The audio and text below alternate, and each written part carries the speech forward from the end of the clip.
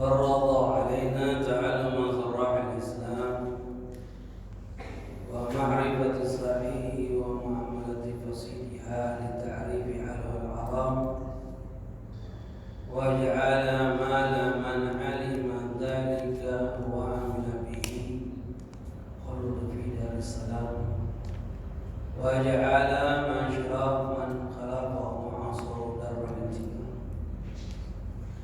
أشهد أن لا إله إلا الله وحده لا شريك له المنة بنعم الجزام وأشهد أن سيدنا محمدا عبده ورسوله المبعوث رحمة للأنام صلى الله وسلم عليه وعلى آله وصحبه برة الكرام أما بعد.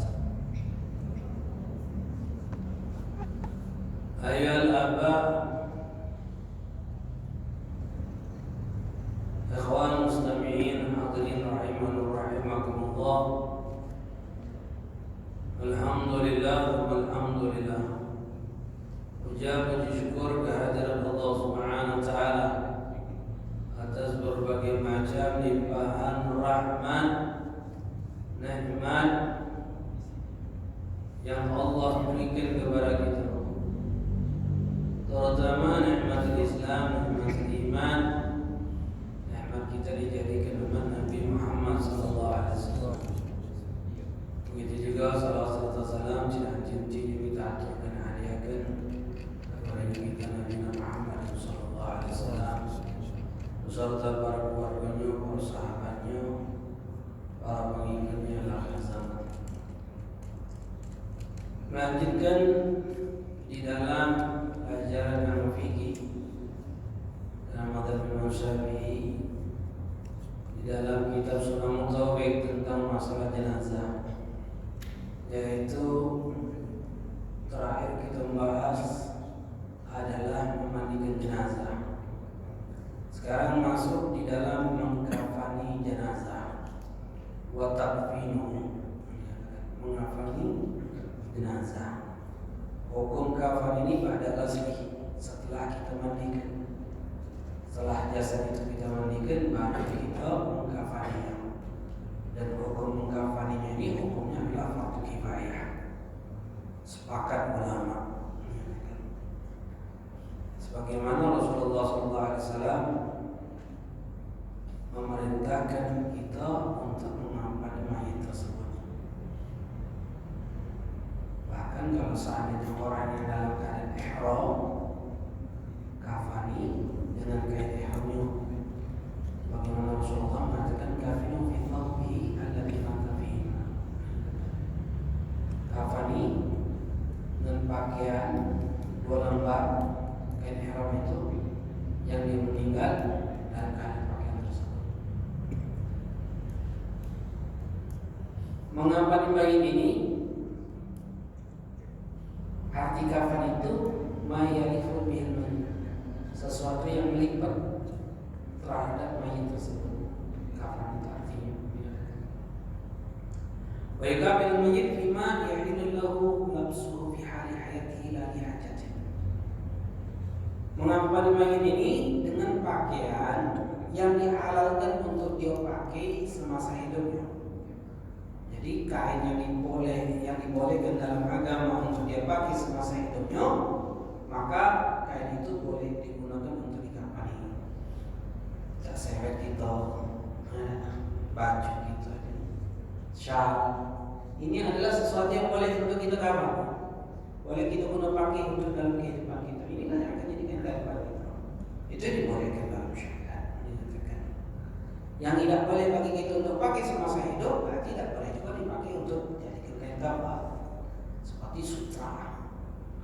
Bagi laki-laki kan tidak boleh pakai sutra, maka tidak boleh juga dikafani dengan menggunakan sutra. Kalau perempuan, anak-anak boleh, walaupun dia laki-laki menggunakan sutra. Nah, anak-anak laki-laki boleh tidak menggunakan sutra? Boleh. Kalau anak-anak juga boleh kan. Perempuan boleh tidak pakai sutra? Boleh. Boleh tidak digunakan kain kafan, dijadikan kain kafan sutra itu? Boleh juga kata ulama, tapi makruh kata ulama. Karena itu berlebihan. Karena sutra itu mahal. Wa yusannu kafan min thiyabil bait. Dan disunnahkan, hanya sunnah. Kafan itu adalah pakaian yang berwarna putih. Hukum sunnah. Boleh warna itu, boleh warna hijau, boleh. Jadi bukan kafan. Tapi sunnahnya warna putih.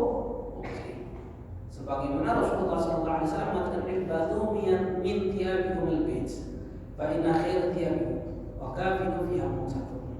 Rasulullah SAW mengatakan, pakailah pakaian kalian warna putih, karena sebaik-baiknya pakaian untuk kalian itu warna putih. Jadi pakai baju putih itu paling afdal, sunnah.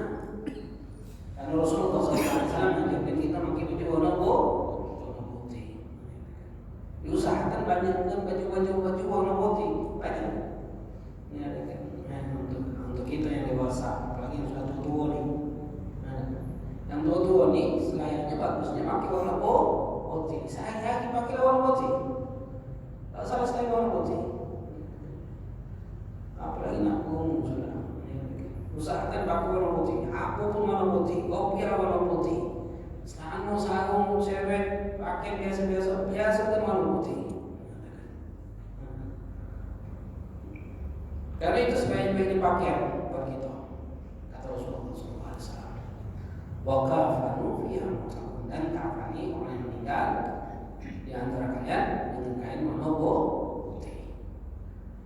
Karena Rasulullah SAW juga karena Nabi SAW berfirman fi al-athwab bait sahuliyah laisa fi aqamis wa imamah. Rasulullah SAW itu juga dikafani dengan 3 lembar kain warna putih syahuliyah. Syahuliyah itu jenis kain yang terbuat dari Yaman, yang dipakai tersebut di dalam kafan itu tidak pakai gamis, tidak pakai imamah. Rasulullah SAW.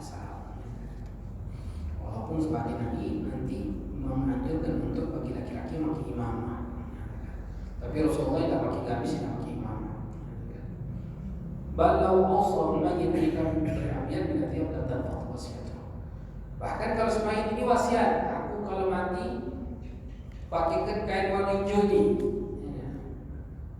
Wajib tak kita laksanakan wasiat ini? Tidak wajib. Kenapa? Karena selain warna putih itu makruh kata ulama. Dan ketika hal yang makruh tidak wajib bagi kita untuk kita laksanakan wasiat itu. Wasiat itu dilaksanakan kalau sifatnya perkara yang sunnah atau mubah. Tapi kalau makruh jangan dilaksanakan. Kain, masya Allah. Itu yang akan jadi baik-baik kita. Mana harta kita, mana baca banyak-banyak di lemari itu yang harganya berjuta-juta. Nah, kita bawa ya, Tuhan. Kita bawa. Yang kita bawa cuma 2 lembar kain saja. Itu yang akan jadi. Bahkan kalau kita siapkan itu akan jadi hisab bagi kita. Itu belum lagi akan dipertanyakan oleh Allah Subhanahu Wa Taala. Yang di lemari itu dipertanyakan. Janganlah numpuk-numpuk baju ya. Tak baik. Kalau baju banyak-banyak bagi kelapa. Jual kelapa. Jangan jual buah. Jual kelapa. Jual ke jigon tenang yang butuh kan. Kalau usah banyak-banyak. Baju saya jual kelapa. Manfaat. Tak ada manfaatnya. Jadi hisab. Rezeki kita adalah yang pakai yang kita pakai ini. Ini rezeki kita. Yang di rumah itu rezeki kita kan? Bagi yang di rumah itu, bukan rezeki kita, bukan. Itu bukan rezeki kita, tapi kepemilikan punya kita yang bakal jadi hisab bagi kita. Tapi bukan rezeki kita. Yang rezeki kita yang kita pakai. Ini rezeki kita. Baik ini halal ataupun haram. Yang halal kita beli dengan cara yang halal, atau yang haram beli dengan cara yang diharamkan oleh Allah. Nah, yang ini ada hisabnya, ada pertanggungjawabannya. Bahkan kalau ini baju pakaian yang kita bawa sholat ini sesuatu yang diharamkan oleh Allah, maka sholat kita, ibadah kita tidak akan diterima oleh Allah. Tidak diterima oleh Allah. Rasulullah mengatakan apa? Man sholat bisawabin atau dirham dan wafi'ah dirham lam haram taqbal wa usulah. Kalau Rasulullah SAW, seorang pakai baju seharga 10 dirham, tapi ada 1 dirham yang diharamkan oleh Allah. Rasulullah akan terima sholatnya. Masya Allah. Kita ini yang penting ilmu dari mana? Kalau kita diinjak baju, ingat ilmu dari siapa? Nah, kalau ada undang di balik batu nggak usah terima, ada. Kalau suruh pilih dia udah usah terima. Nah, kalau ada namanya kita pakai sholat pula haram. Nah, nggak usah terima. Tidak diterima oleh Allah amal ibadah kita. Kemudian disunahkan tahsinul kafan. Disunahkan kafan itu kainnya itu bagus. Kainnya itu bagus. Wa ahsanu kalhu abyad min al-qatun. Yang paling bagus kain itu yang jenisnya katun. Jenisnya katun. Jenis katun itu dari dulu sudah ada. Dari zaman Rasulullah SAW. Jadi katun itu macam-macam kan. Bahkan kalau di Saudi itu ada katun Jepang untuk gamis. Bahannya itu lembut, bagus bahannya katun Jepang. Biasanya gamis-gamis mahal. Lihatlah Nabi Sallallahu Alaihi Wasallam kufina fihi, karena Rasulullah dipakaikan kain katun. Wa kaunuhu naqifan sabiqan kathifan, dan paling bagusnya kain tersebut natif. Bersih, lebar, agak tebal. Karena Rasulullah Sallallahu Alaihi Wasallam mengatakan idza kufina ahadukum akhahu falyuhsin kafan. Rasulullah mengatakan jika salah satu di antara kalian mengkafani saudara kalian, maka perbaguslah kain kafan tersebut. Bahkan riwayat Ibnu Adi fi Kamili, dalam kitab Kamil, Rasulullah SAW mengatakan hasinu akfan mautakum fa innahum yatazawwaruna fi quburihim.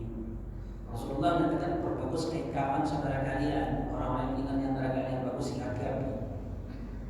Fa innahum yatazawwaruna fi quburihim, karena sesungguhnya mereka itu akan saling berziarah di kuburan mereka. Bagi siapa ini? Mereka orang-orang saleh. Mereka adalah orang-orang yang mendapatkan nikmat di alam barzah. Jadi wong yang mendapatkan nikmat di alam barzah itu, mereka akan saling berziarah.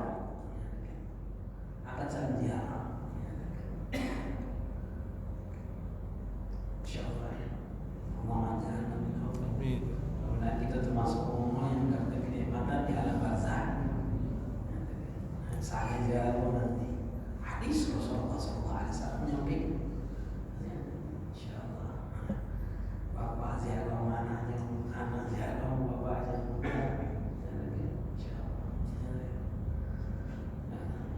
Makanya akidah kita, keyakinan kita, meyakini mereka yang dapat di alam barzah itu hidup. Bahkan bisa diberikan rezeki oleh Allah Subhanahu wa taala dan bisa memberikan manfaat kepada orang yang hidup. Jangan salah. Bisa memberikan hasilah, karena makanya tawasul. Kita ziarah ke kuburan mereka, wali-walinya Allah. Tawasul, arti tawasul itu menjadikan mereka sebagai wasilah kita kepada Allah Subhanahu wa taala. Karena kalau kita dengan nyandalkan diri kita jauh gitu nih, siapa nanti pandang. Tapi ketika mereka adalah orang-orang salihin, orang-orang yang dekat kepada Allah Subhanahu wa taala, maka kita bisa jadikan mereka ini menjadikan wasilah kita untuk bisa mendekatkan diri kita kepada Allah Subhanahu wa taala, ziarah kepada mereka. Karena dalam hukum fikih dan hadis Rasulullah mengatakan mereka itu saling ziarah di dalam kuburan mereka. Makanya kita tuh ziarah ke kuburan itu diajarkan buat mungtua kita. Memberikan manfaat kepada semayit, memberikan manfaat kepada semayit, memberikan manfaat, nanti kita jelaskan dalam ibadah. Makanya setelah menguburkan mayit itu jangan lagi dulu gitu, duduk dulu. Gak pulang gitu lama. Sahabat katakan pokoknya boleh untuk bagikan daging untuk, lalu bagikan tak, nyembelih untuk tak bagikan daging untuk. Nanti kurang lebih sejam duduk di situ. Kenapa dulunya kita itu menanamkan jiwa si mayit yang lagi pada saat itu ditanya oleh Allah. Masya Allah. Kemudian waktu kerah mughallah fil kafan yang yakun min al-jannah. Jangan makruhkan kain kafan yang mahal-mahal yang tebal-tebal, jangan. Wala taghalu fi kafan yang sunnah syariat dari Rasulullah, jangan mahalkan kain kafan, artinya tebal. Karena itu akan mempercepat rusak jasad.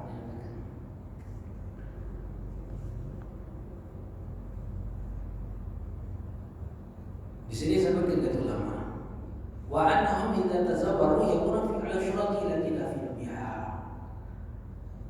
Adanya mereka itu saling menziarahi dalam bentuk gambaran sebagaimana mereka dikuburkan, dan perkara akhirat itu dapat dikiaskan. Jangan kita pikir alam barzah itu cak alam dunia ini beda. Alam barzah punya alam dewe. Alam barzah itu punya alam dewe. Makanya kata ulama, wong yang mendapatkan nikmat dan adab di alam barzah itu, bukan hanya rohnya saja yang akan mendapatkan nikmat dan adab. Begitu juga jasadnya. Mereka itu roh dan jasad itu akan mendapatkan nikmat dan adab di alam barzah. Lalu bagaimana kalau wong yang jasadnya hancur, terbakar? Mereka tidak dapatkan adab lagi dengan jasad tidak. Itu tuh alam dunia jasadnya hancur. Tapi di alam akhirat Allah balik lagi jasad itu.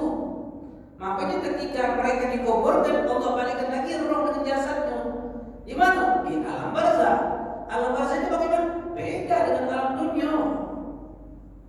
Beda dengan alam dunia. Makanya alam barzah itu punya alam dewe yang dapat jadi kiaskan. Bagaimana bentuknya? Wallahu a'lam. Hanya yang sudah mati. Wallahu a'lam. Makanya mereka tidak bisa berbicara. Ini beriman dengan suatu hal yang gaib yang dipuji oleh Allah Subhanahu wa taala. Insyaallah. Kemudian wa yudamu tabkhir kafan dengan muharib sunnah, kain kafan itu dibukhuri, diuap dengan gaharum, dengan wangi-wangian, sunnah. Bahkan dari mulailah meninggalnya jasad, meninggalnya mayit masuk ke dalam rumah, sunnah gaharum itu dihidupin terus, wangi-wangian itu dihidupin terus. Kain kafan itu dibukhuri nanti. Karena Rasulullah SAW membukhuri. Kata Rasulullah, "Idza jamartum mayyit fatyaqul talaba." Jika kalian menggahrui mayit, membukhuri mayit, menguapi mayit dengan uap yang wangi-wangi, maka lakukan itu 3 kali kata Rasulullah SAW. Makanya lidi-lidi yang dibakar itu kan, ada topeng-topeng ya kan, apa lidi apa? Ya, betul. Mau dibilang begini, topeng-topeng. Ya, lihat, boleh dapat itu, ya silakan. Cari yang wangi, ya cari yang tidak wangi. Yang bagusnya kayu garu. Apalagi sekarang ini banyak kayu garu yang sudah diolah itu. Itu sunnah, Pak. Itu sunnah. Itu dianjurkan di rumah kita itu. Wangi-wangi itu beli. Beli. Apalagi kalau kita punya budak kecil yang kalau nangis-nangis, dah beli. Karena malaikat hadir di situ. Malaikat hadir bagi mengawal. Apa dia temannya? Bau jangan yang bau menyatu, jangan cari yang wangi. Lebih banyak yang jual kita. Sunnah. Karena malaikat hadir di situ. Kemudian diharamkan itu ala kafan ma'dhum kal Quran dikris yang al-Qur'an. Haram menulis kain kafan dengan Al-Quran atau zikir-zikir haram.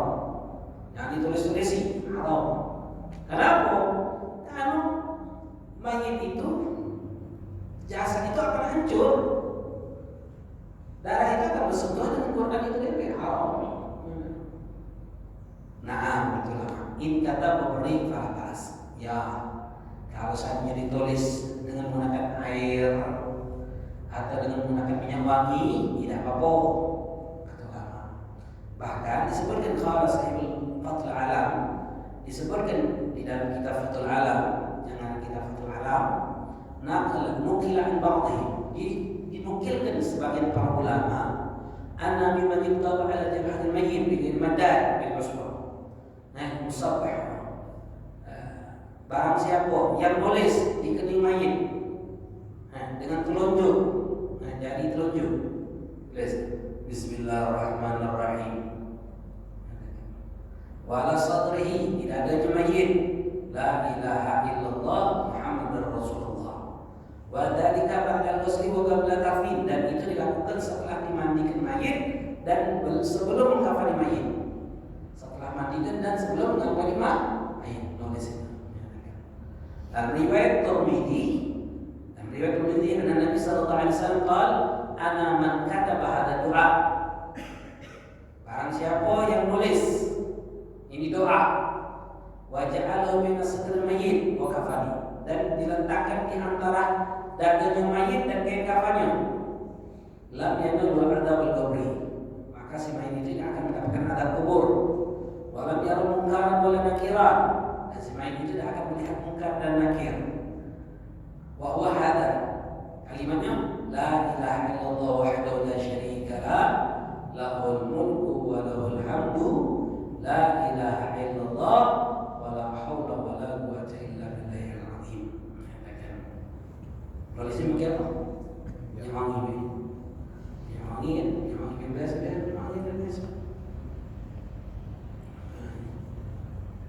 Kalau kita yang wangi itu, tak tulis kelingnya ada Bismillahirrahmanirrahim, tidak adanya la ilaha illallah Muhammadur Rasulullah. Tulis lagi la ilaha illallah wahdahu la syarika lah, lahul mulku wa lahul hamdu, la ilaha illallah wa la haula wa la quwwata illa billahil azim. Dengan izinnya Allah, si mayit ini tidak akan mendapatkan azab kubur, dan si mayit ini tidak akan pernah melihat munkar dan nakir. Masyaallah. Boleh? Kapan? Setelah mandikan sebelum kafan. Tadi bujuk kain kafan itu lah tulis. Bujuk kain kafan itu lah tulis. Tidak ada masing-masing itu. Insyaallah. Amal ya. Amalan-amalan. Dia tahu ini. Dia tahu mau kita kenal kita, ya. Dia tahu. Dia tahu. Hak mandikan jangan lupa itu tulis ini. Tulis jangan dia tahu, jadi kita orang tahu. Orang lain kayak lagi pulau ceritanya. Wa yukrah takhadha al-insan li nafsi kafanan, makruh. Nyimpan kain kafan hukumnya makruh. Nyimpan kain kafan apa hukumnya? Makruh. Kecuali kata ulama, idza kana min al-hilli aw min athar as-salihin. Kecuali kata ulama, kain kafan itu kita beli dengan sesuatu yang benar-benar halal, benar-benar halal. Halal itu tali benang merahnya, talinya benang merahnya itu. Duit dari mana? Dari dagang besar. Dagang itu dari mana barangnya? Melisa. Beli itu pakai apa? Pakai duit bank. Apa duit apa? Kalau sudah pernah dibilang kusut, jangan coba-coba. Makruh. Benar-benar duit halalnya. Ini duit halalnya. Yang kaki ketika Allah bertanya dan ini duit dari mana dan digunakan untuk apa, kita bisa mampu jawabnya. Beli kain kafan. Min athar sholihin, atau bekas dari orang saleh. Bekas orang saleh itu seperti apa? Syahnya Rasulullah, sahnya Rasulullah, atau baju orang-orang saleh, sahnya orang saleh. Sebagaimana yang dilakukan oleh sahabat. Yang dilakukan oleh sahabat ini luar biasa. Ketika ada sahabatnya Rasulullah SAW, dalam riwayat ada sahabatnya Rasulullah SAW ketika melihat Rasulullah SAW punya sal, kain sal. Dan kain sal ini adalah sesuatu yang diberikan oleh seorang perempuan yang menjahit dewek, yang menyulam sendiri kain sal tersebut, lalu diberikan kepada Rasulullah dan Rasulullah membutuhkannya karena musim dingin, karena sangat membutuhkan itu. Sehingga ketika duduk sahabat adalah datang seorang sahabat kepada Rasulullah. Ketika sahabat itu datang kepada Rasulullah SAW, lalu sahabat itu berkata kepada Rasulullah, "Ya Rasulullah, uqsuniha ya Rasulullah." Ya Rasulullah, alangkah bagus kain kau itu. Ma ahsanaha ya Rasulullah. Alangkah bagus kau itu ya Rasulullah. Alangkah bagus kalau kau pakaikan kaku ya Rasulullah. Itu saat itu. Maka Rasulullah, "Nah." Dan sahabat tahu kalau Rasulullah Pakistan ini sangat membutuhkan, bukan karena Rasulullah untuk mempercantik diri, tapi karena Rasulullah membutuhkannya. Dan umat ini untuk Rasulullah SAW. Kata Rasulullah, bukan ya, ikut juga. Akhirnya duduk semua jelasan Nabi SAW di majlis. Duduk Rasulullah di dalam majlis tersebut. Lemah raja. Ketika selesai dari majlis itu Rasulullah balik atau dilipat oleh Rasulullah saat ini, Umar Rasulullah ini dihadiri. Lalu, saat itu pun diutus orang untuk mengantarkan ke sahabat itu. Ketika sahabat itu nimo saat itu, bayangkan sahabat-sahabat yang lain yang nyingok tinggal ke sahabat itu, langsung kau fadala lahu qab. Lalu sahabat yang lain mengatakan, "Ma ahsanta, la bisaha Nabi sallallahu alaihi wasallam muhtajan ilaiha." Thumma sa'altahu wa 'alimta annahu la yurda sa'ilan. Bahasa kita ni kawan kaki aku ni ya. Ma'asan kau ni kebagusnya sahabat. Rasulullah makin sal itu sangat membutuhkan sal itu. Lalu kau minta sal itu, sedangkan kau tahu bahwa Rasulullah itu tidak akan pernah nolak permintaan seseorang. Lalu sahabat itu mengatakan, "Wallahi masa'atul li al-basah." Demi Allah, aku tidak minta ini untuk aku pakai. Inna masa'atu litakuna kafani. Aku minta itu karena untuk aku jadikan kain kafanku. Pakaian kafan. Lalu sahabat itu ikut peperangan meninggal, itu menjadi kain kafannya sahabat tersebut. Kain yang pernah disentuh oleh Rasulullah SAW. Sampai kata ulama, dengan dalil ini boleh kita harus salihin bekas orang saleh yang kita jadikan kain kafan untuk kita simpan, jadikan kain kafan. Kita menangis orang saleh, kita simpan, kita jadikan kain kafan. Itu diperbolehkan dalam syariat. Selain itu, selain bego ini nyimpan kain kafan itu makruh kata ulama. Kenapa makruh? Kita nyimpan kain kafan karena bakal dihisab oleh Allah. Kalau kain kafan itu bakal dihisab oleh Allah. Allah pertanyakan. Kalau kita tidak menyiapkan, tidak dihisab kita. Mana? Yang menyiapkan akan dihisab oleh Allah. Yang kita tidak. Masya Allah. Kemudian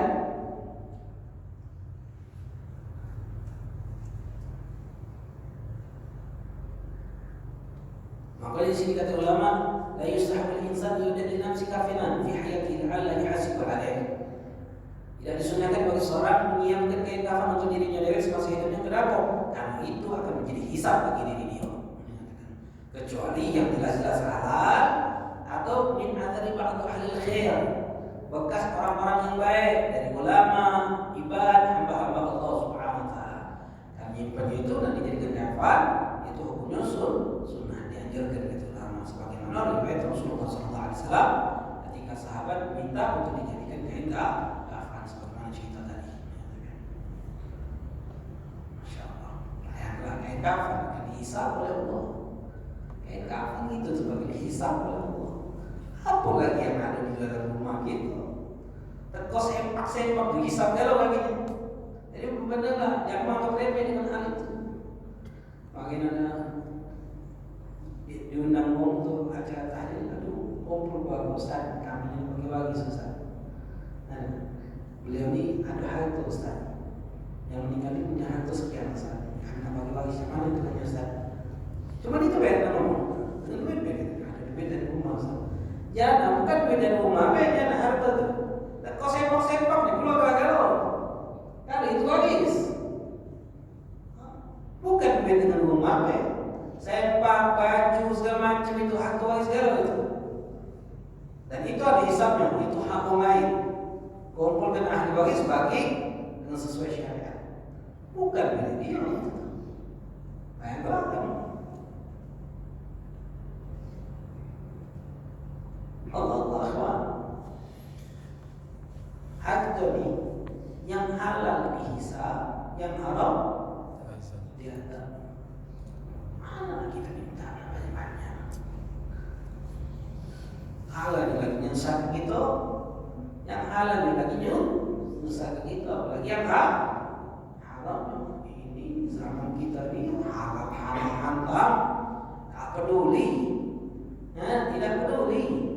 Nah halal haram hantam. Tak peduli kalau ini penyakit mendolim orang lain. Yang kita jual ini bisa mendolim orang lain. Tidak peduli, yang penting tak beruntung. Kurang respek, tak peduli, yang penting tak beruntung.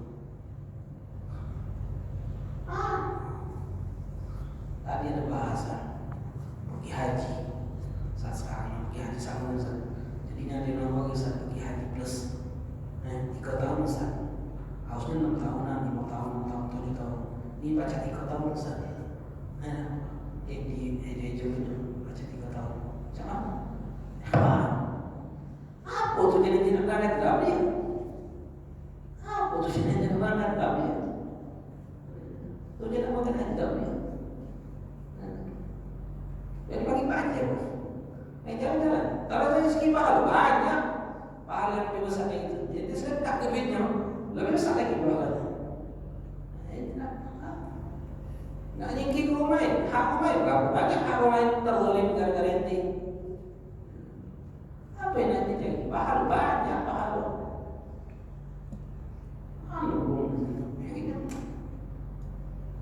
Tidak tahu yang penting lama dia nak amal ini ya Tuhan. Harus ada contohnya. Harus sesuai syariat. Harus jangan sampai mendolimi hak orang lain. Kalau sampai mendolimi hak orang lain, haram.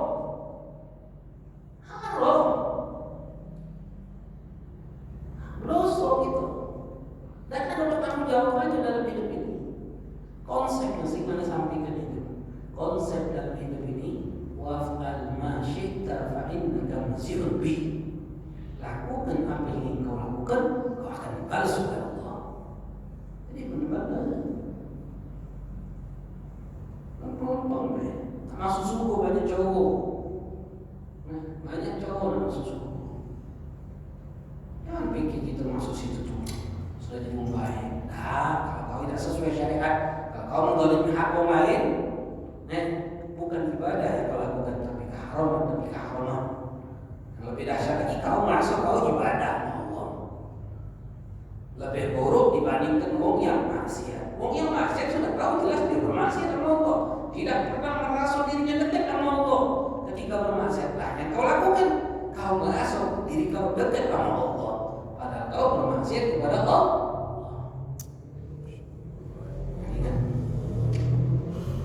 Aku kafan kau punya umum. Paling sedikitnya kain kafan itu 1 lembar kain yang menutupi jasad semayit. Ini bagi wong yang dalam keadaan bukan ihram. Kalau wong yang dalam keadaan ihram tidak ditutup wajah, tidak ditutup yang perempuan tidak ditutup wajah, yang laki-laki tidak ditutup kepala. Dan riwayat sebagaimana nama rajul waqif ma'a Rasulillah sallallahu alaihi wasallam di Arafah, idza waqa'a ala ahlihi faqasha'ahu. Dan kita disebutkan ada seorang laki-laki duduk berjalan sama Rasulullah sallallahu alaihi wasallam di Arafah. Pada saat itu beliau nyampak dari kendaraannya, lalu patah lehernya lalu meninggal. Waqala Rasulullah sallallahu alaihi wasallam mandikan dia dengan menggunakan air dan menggunakan syidir. Waqafi fi thabih, kafan dia dengan kain ihramnya. Wala tumisuhu tayyiban wala takhbiru ras. Jangan gunakan wangi-wangian, jangan tutup kepalanya. Fa innahu yab'atsu yaumal qiyamah labirkan. Kelak nanti ketika dia dibangkitkan pada hari kiamat, dia dalam keadaan talbiyah labbaik Allahumma labbaik. Dalam keadaan ihram. Itu satu lembar. Wa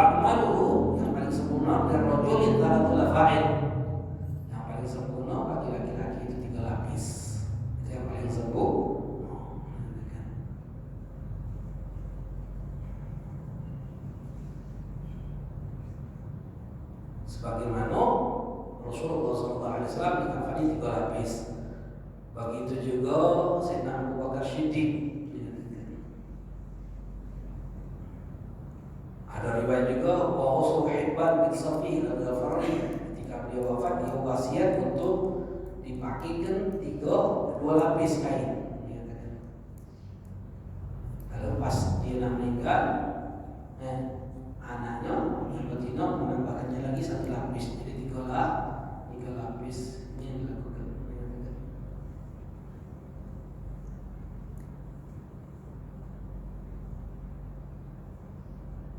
Boleh lebih dari 3 lapis tanpa dimakruhkan, karena Abdullah bin Umar Ufina ibnan lahu fi 5 atwab qamisan wa imamah wa thalath faiz.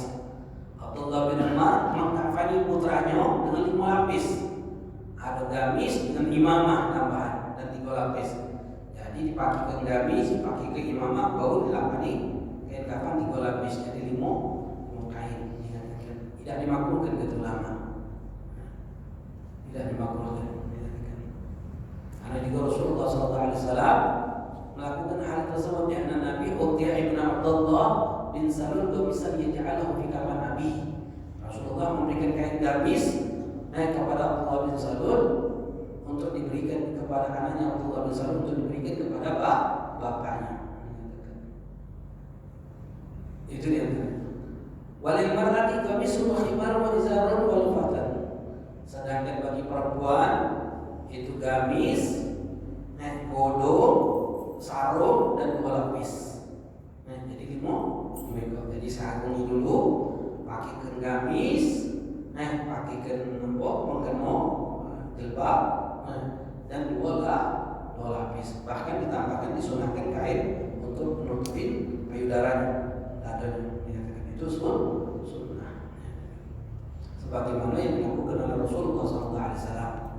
Ketika wafatnya putrinya Rasulullah SAW Ummu Kulsum, anak Nabi Nawal Ummu Atiyah, Rasulullah SAW menikahkan kepada Ummu Atiyah dalam kafan tersebut izar wa dira'an wa himaran, sarung, dira' itu pakaian gamis, kemudian himar, jilbab, dan 2 kain malam, kain yang besar, jadi dipakai kepada putrinya Rasulullah SAW bernama Ummu Kulsum. Kemudian sunnah di kain kafan itu dibukhuri, kemudian ditaburi hanun. Hanun itu wangi-wangian, cap bumbu-bumbu itu. Itu wangi-wangian hanun dan sunnah dibagikan tersebut. Kemudian di hanun itu kan ada kapur bagusnya juga, ditaburi kapur bagus. Jadi 3 lapis itu kain itu, yang paling lebar di bawah, tapi yang tengahnya agak kecil dikit. Yang bojongnya lebih kecil lagi. Tapi yang bojong itu bisa nutupin seluruh jasad mayit. Jadi nutupnya sikal seperti ini. Atau 3 lapis dikatakan. Kemudian sebelum kita tutup mayit tersebut disunahkan ditaruh di dadanya, dikatakan. Di dadanya, kemudian di matanya, di kupingnya, di hidungnya, dikatakan di mulutnya, di kemaluannya, dan kepala belakang ada tadi kain di kapas untuk penutup di lubang-lubang tersebut. Kemudian untuk sujud, anggota sujud dahi, hidung tadi, 2 lutut dan 2 telapak tangan. Itu sunnah diletakkan kain, kapas, anggota tadi dan juga harus diletakkan. Itu sunnah. Bayangkan kalau itu kita. Siapa nama kita? Hati. Gak kemana kita baca kita. Kemudian diikat bagian paha ini sudah diikat. Di bagian paha ini diikat dengan kain. Bagian paha diikat dengan kain. Kemudian bagian tangan juga diikat dengan kain. Kemudian kaki itu juga diikat dengan kain. Tujuannya supaya tidak mudah lepas. Kaki ikatan ini dilepaskan.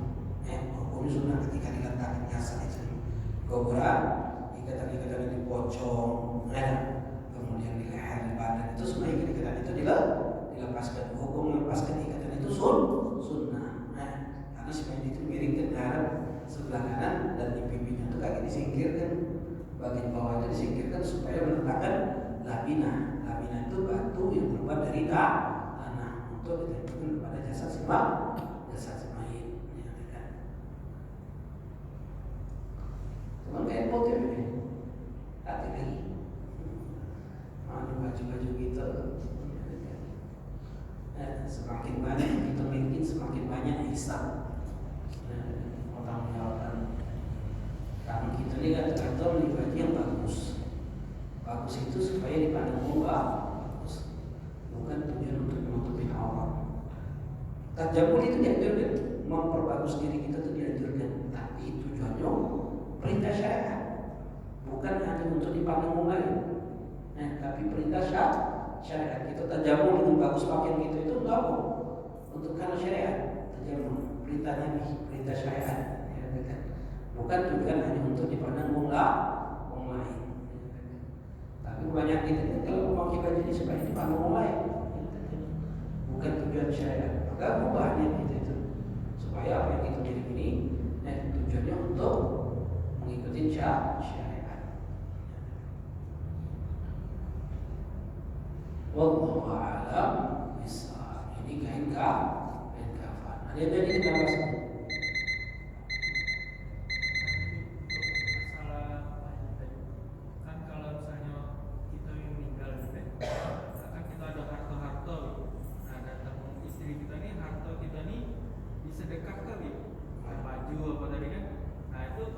Dihisap apa tidak? Yang pertama. Terus yang kedua, nah kan datang istri kita ni kan kita disedekah ke yang kain-kain kita ni. Sedangkan kita ni ada ahli waris kan? Nah, itu hukumnya macam mana? Ya, haram. Makanya dengan keinginan kan, kalau kita meninggal, ngomongkan anak bini kita, kumpulkan semua harta, baju segala macam, sempak, ini harta. Jangan berani-berani menggunakan ini kecuali kesepakatan ahli waris. Makanya tidak boleh dalam hukum fikih, tidak bisa kita memberikan sesuatu yang belum kita tahu milik kita. Makanya dalam hukum waris itu macam mana? Bagi dulu baru bisa kita hibahkan. Tidak bisa kita hibahkan tanpa kita tahu hak milik kita. Misalkan kadang ada uang jadi, bagian aku kamu, bagi kau tu yang mana? Makanya bagi dulu. Setelah bagi, tahu hak kepemilikan kita, baru kita hibahkan. Nak tunjuk ke siapa? Jangan menghibahkan kepada sama-sama waris tanpa kita mengetahui mana hak itu. Apalagi kepada orang yang bukan warisnya. Seperti ngirim baju kita sedekah ke kampung, tapi ini punya hak waris. Apalagi si mayat ini punya anak kecil, haram. Kenapa haram? Karena itu hak anak yatim. Sedangkan anak-anak tidak punya hak untuk bisa memberikan, dan si wali tidak punya hak untuk bisa menyukur orang lain karena hak dia. Makanya kadang pernah kejadian seperti ini. Jadi si bapaknya gawe di perusahaan, meninggal si bapak ini. Lakinya meninggal. Nah, dikata tahlil, maka kan. Sedangkan ibu ini ibu rumah tangga. Jadi duit yang digunakan duit mana? Si mayit. Sedangkan di dalam harta si mayit itu ada harta anak yatim tadi itu. Haram. Makanya jelaskan dulu. Tidak boleh tahlil pakai duit itu. Kan itu harta waris. Itu harta waris. Itu yang harus kita lakukan. Makanya buat wasiat. Ya lepas dari itu, buat wasiat ini duit aku wasiatkan untuk tahlil 3 hari, nojo, 40, 100, tahun. Siapa duitnya? Jadi ketika meninggal ini harta bukan harta waris tapi wasiat si mayit tadi. Nah, tidak ada hubungan sama anak-anaknya. Tapi kalau langsung dibagikan oleh si umat tadi itu, sedangkan itu ada harta anak-anak yatim, haram. Kalau peninggal anaknya dewe, tidak boleh. Apalagi oleh bini kita tadi dibagi-bagikan uang, sedangkan ini anak-anaknya tidak. tidak tahu nama harta bapaknya. Jangan, itu. Nah, itulah itu. Lalu si Main ini dapat dana. Makanya Sayyidina Mas bin Jabal itu mengatakan Sayyidina Ali itu dua yang ditakutkan oleh Ismail itu ketika dia mati meninggalkan harta. Yang pertama hartanya berpindah kepada orang lain. Yang kedua setiap hartanya digunakan untuk maksiat kepada Allah. Nah, kalau sedekah, manfaat untuk Ismail. Tapi berapa banyak anak kata waris punya HP. Nah, baru di rumah ini beli itu. Yang jadikan dia lalai kepada Allah. Jalan-jalan di Singapura dapat warisan. Nah, cakaran nama anak ini, nama dulu gue berharta waris. Semuanya akan bertanggung jawab si mati. Makanya kalau ditanya hakikatnya, yang membutuhkan harta itu si mayit atau yang hidup? Yang mati apa yang hidup? Yang membutuhkan harta itu? Yang mati apa yang hidup? Yang mati itu mengambil harta. Yang membutuhkan harta itu pada hakikat siapa? Yang mati. Karena butuh hartanya untuk diamal kebaikan, jadikan amal jariah untuk semua ini. Yang hidup sudah pasti jaminan kita. Rezeki kita sudah pasti kan? Sudah pasti rezeki kita. Betul. Tidak akan putus rezeki kita ada Tapi semati ini putus sudah rezekinya akan lagi sudah. Maka dia butuh harta itu disedekahkan untuk jadi amal jariah. Makanya kalau kita dapat harta waris, sebaiknya harta waris itu dijadikan hal-hal yang bisa bermanfaat untuk semuanya. Yang bisa bermanfaat untuk semuanya. Karena semuanya bisa membutuhkan. Kalau dia hidup dia bakal sedekah kan? Jadi bersedekah itu dari mana hartanya? Harta yang ditinggalkan tadi itu diembengkan terjadi di sini. Lalu sedekah itu. Bila lagi sudah mati. Allah mati, masya Allah. Makanya katakan yang halal dihisab, yang haram diadab. Nyusahkan kita, harta nyusahkan kita. Kati harta susah, harta susah.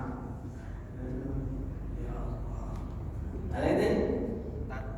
Misalnya kalau kain kawan dibeli dari penghasilan, cak mana tak? Tak apa. Asal setiap pertanggung jawaban ini ada yang halal dihisab, yang haram diadab.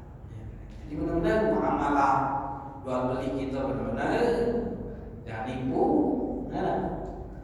Harga barang buruk atau bagus. Bambu ini. Kita diambil, kita tampil kan, dan kita omongkan ini ada kecacatannya. Mobil rusak, kita benahi. Jual ke? Tidak kita omongkan, mobil ini pernah rusak, sudah dibenarkan. Allah, duitnya jadi hasil. Allah. Jadi harus jelaskan. Amanah itu wajib, kalau tidak haram.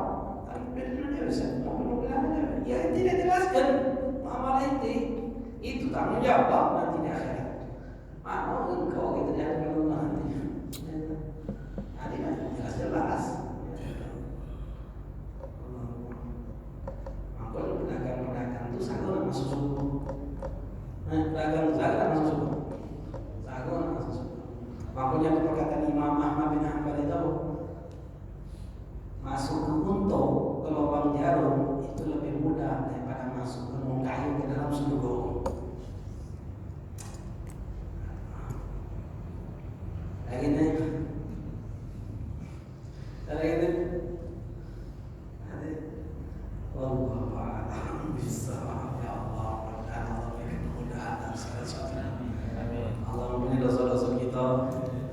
Minta Allah Subhanahu wa taala Allah berikan berbagai macam, Allah berikan hidayah taufik kepada kita untuk senantiasa tunduk takut patuh kepada Allah, dijauhkan dari segala hal yang bisa menyebabkan kita jauh dari Allah.